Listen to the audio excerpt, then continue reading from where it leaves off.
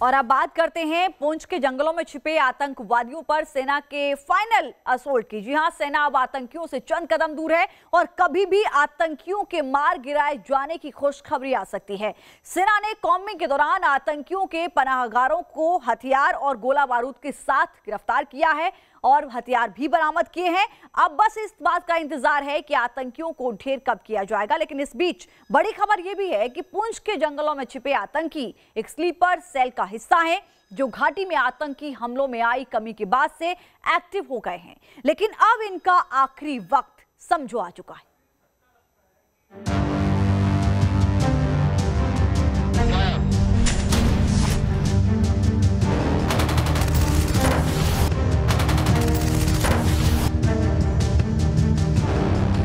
आतंकवाद के प्रति इसके विरोध में नरेंद्र मोदी सरकार की जीरो टॉलरेंस की नीति है।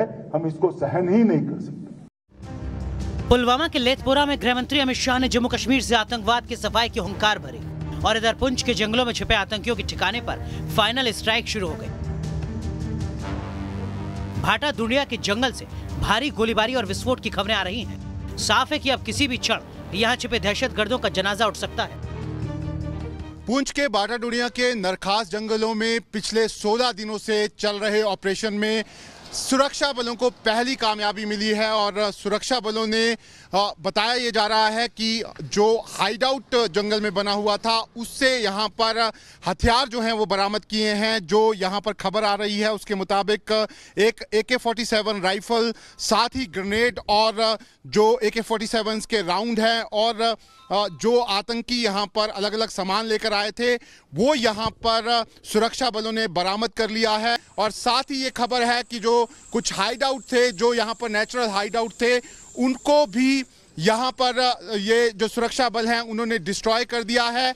ऐसे में लगातार जो सुरक्षा बलों का ये ऑपरेशन था उसमें यहाँ पर सुरक्षा बलों को ये बड़ी कामयाबी मिल गई है और सुरक्षा बल अभी भी इस समय नरखास के जंगलों में अपना ऑपरेशन चला रहे हैं। अब यहाँ पर सेना और जो SOG की टीम और पुलिस की टीम है उसकी यही कोशिश है कि जल्द से जल्द ये जो आतंकवादी जंगल में छुपे हुए हैं उन्हें भी ढूंढ निकाला जाए। पुंछ के ऑपरेशन क्लीन में सेना पहले इंतजार करो और मौका मिलते ही मार गिराव की रणनीति पर काम कर रही है। आतंकियों के पास गोला बारूद खत्म होने का इंतजार किया जा रहा था, इसीलिए इस ऑपरेशन में इतना लंबा वक्त भी लगा। लेकिन अब पुंछ के भाटा दुनिया के जंगलों में छिपे आतंकियों को मार गिराने के लिए सेना, पैरा कमांडो और SOG ने पूरी ताकत झोंक दी है। आतंकियों को एक सीमित दायरे में घेरा जा चुका है। सुरक्षा बलों के 3000 से ज्यादा जवानों ने आतंकियों के हाइड आउट को घेर लिया है। पुंछ के इस ऑपरेशन में पूरा फोकस फिलहाल जंगल के पिछले हिस्से पर है, जिसमें कई गुफाएं हैं। जंगल में मौजूद सेना हर एक गुफा की तलाशी ले रही है। बताया जा रहा है कि इसमें से कुछ गुफाएं इतनी बड़ी हैं कि 4 से 5 आतंकी इसमें आसानी से छिप सकते हैं। इनमें से कई गुफाओं में फायरिंग और ग्रेनेड धमाके कर उन्हें सैनिटाइज किया जा रहा है। कई जगहों से आग की लपटें और धुआं उठ रहा है। आप ठीक सामने देख सकते हैं कि अलग अलग जगह पर यहाँ पर धुआं निकलता हुआ साफ नजर आ रहा है। ये जो धुआं होता है इसका इस्तेमाल आगे बढ़ने के लिए यहाँ पर ऑपरेशन में जो पुलिस है और जो सेना है वो यहाँ पर करती है। लगातार धुआं उड़ता हुआ हम यहाँ से साफ देख सकते हैं और ऐसा लग रहा है कि कभी भी ऑपरेशन जो है वो यहाँ पर खत्म हो सकता है। इससे पहले सुरक्षा बलों ने आतंकियों के 6 से 8 ठिकाने खोज निकाले, जिनका इस्तेमाल आतंकी लंबे वक्त से कर रहे थे। आतंकी ठिकानों से कपड़े, दवाइयां, खाने के पैकेट समेत कुछ बारूद भी बरामद हुआ है। करीब 9 किलोमीटर में फैले इस जंगल में रविवार को सुरक्षा बलों की आतंकियों से मुठभेड़ हुई थी, जिसमें आतंकी ठिकानों की पहचान के लिए जंगल में लाए गए लश्कर आतंकी जिया मुस्तफा की मौत हो गई। वहीं 2 पुलिसकर्मी और सेना का एक जवान घायल हो गए। जिया मुस्तफा यहाँ छिपे आतंकियों के संपर्क में था और उन्हें भाटा दुंडिया जंगल में छिपने और हमला करने में गाइड कर रहा था। नरखास के जंगल में कितने आतंकी छिपे हैं ये अभी तक साफ नहीं हो सका है, लेकिन सुरक्षा एजेंसियां ये अनुमान जरूर लगा रही हैं कि इनकी संख्या 6 हो सकती है। लेकिन हमला करने के बाद हजारों सैनिकों की मौजूदगी में भी आतंकी जिस तरह से छिप जा रहे हैं उससे साफ है कि ये पाकिस्तानी कमांडो से ट्रेनिंग लेकर आए हैं। आशंका इस बात की भी है कि इन आतंकियों में पाकिस्तानी कमांडोज खुद भी मौजूद हों। लेकिन अब सेना ने जिस तरीके से नरखास के जंगल में कॉर्डन किया है और आतंकियों के मददगारों पर नकेल कस दी है, उससे आतंकियों के पास मौत के सिवा कोई दूसरा रास्ता नहीं बचता। अब LOC के उस पार से ना तो इन्हें पाकिस्तानी कमांडो और न ही दहशतगर्दों की दूसरी टोली की मदद नसीब होगी।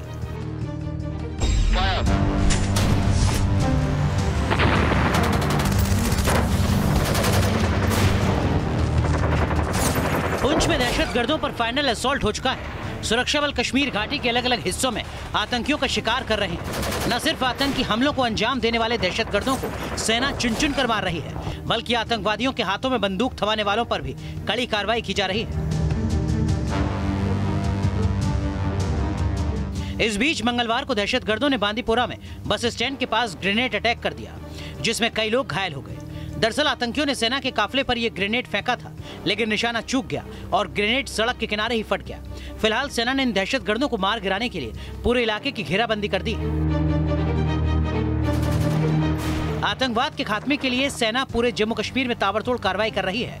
आतंक के गढ़ में घुसकर गृह मंत्री अमित शाह ने भी आतंक के आकाओं को उनके सर्वनाश का संदेश दे दिया है। हम ऐसी स्थिति का निर्माण करना चाहते हैं कि एक भी व्यक्ति की जान यहाँ पर न जाए और दहशतगर्दी पूर्णतया समाप्त। आतंकवाद के खात्मे की सरकार और सेना के इसी संकल्प ने आतंकियों की बौखलाहट को बढ़ा दिया है और इसी बौखलाहट में आतंकियों ने सिविलियंस टारगेटेड किलिंग्स शुरू कर दी है। लेकिन कश्मीर की शांति भंग करने वालों के खिलाफ गृहमंत्री अमित शाह का सुपर सीक्रेट प्लान एक्टिव हो चुका है। इस प्लान में सिर्फ आतंकियों का ही सफाया नहीं होगा, बल्कि आतंकी और उनके हमदर्द दोनों का मुकम्मल इलाज होगा। दिल में से खौफ निकाल दीजिए, डर निकाल दीजिए।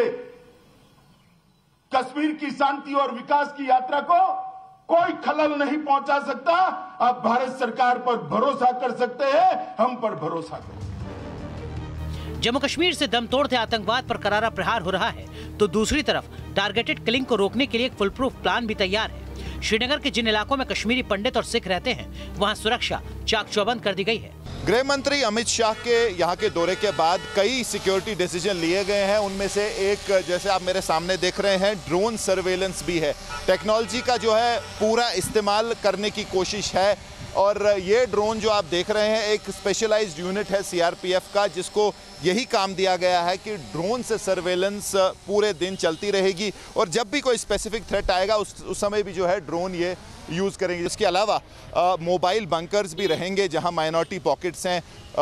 बंकर फोर्टिफिकेशन भी की उसकी बात की गई है और उसके अलावा भी कई सारे जो है कदम है लिए जाएंगे कि इस टारगेटेड किलिंग्स का जो सिलसिला इसको रोकें। और ये तो इनकी सिक्योरिटी की बात है। उसके अलावा अगर आप जो टीआरएफ है या यूएलएफ या जो भी ये संगठन है जो हाइब्रिड मिलिटेंसी चला रहे हैं, उनके खिलाफ भी जो है कार्रवाई तेज की जाएगी आने वाले दिनों में। घाटी में अल्पसंख्यक समुदाय के लोगों के इलाके की ड्रोन के जरिए निगरानी शुरू हो चुकी है। वहीं श्रीनगर की सड़कों पर सिक्योरिटी बंकर के जरिए सर्विलांस किया जाएगा। कश्मीर में हिट एंड रन यानी आतंकियों के हमला करने के बाद भागने की साजिश को नाकाम करने के लिए बंकर्स की व्यवस्था की गई है। पैरामिलिट्री की 50 अतिरिक्त कंपनियों को श्रीनगर समेत घाटी के 8 जिलों में तैनात करने का काम शुरू हो गया है। गृह मंत्री का जो यहाँ विजिट हुआ, कई सिक्योरिटी मीटिंग्स हुई हैं, कई बड़े डिसीजन जो है सिक्योरिटी को लेके हुए हैं। जहाँ एक तरफ माइनॉरिटीज़ और कश्मीरी पंडित्स के लिए सिक्योरिटी का प्लान है, वहीं दूसरी तरफ जो है टीआरएफ या यूएलएफ जैसे जो गुट हैं, जो हाइब्रिड मिलिटेंसी है, उसके खिलाफ एक पूरा प्लान बनाया गया है, जहां आने वाले दिनों में ऑपरेशन तेज़ होंगे। और ख़ासकर जो दिल्ली और कश्मीर की कोऑर्डिनेशन है, जहां तक बड़े बड़े एंटी जो टेरर ब्रेन्स हैं जो पूरी कंट्री के, उनको जो यहाँ लगाया जाएगा, एक कोऑर्डिनेशन रहेगी और कोशिश ये होगी कि हाइब्रिड मिलिटेंसी जो एक नया खतरा है, इसको बेनकाब किया जाए और इन टारगेटेड किलिंग्स को जो है रोका जाए। इसके साथ ही सेना ने आम लोगों को भी आतंकियों से लोहा लेने के लिए ट्रेनिंग दी है। इसमें महिलाएं भी शामिल हैं। चूंकि सेना या पुलिस हर नागरिक के साथ नहीं हो सकती, लिहाजा लोगों को सेल्फ डिफेंस की ट्रेनिंग दी जा रही है।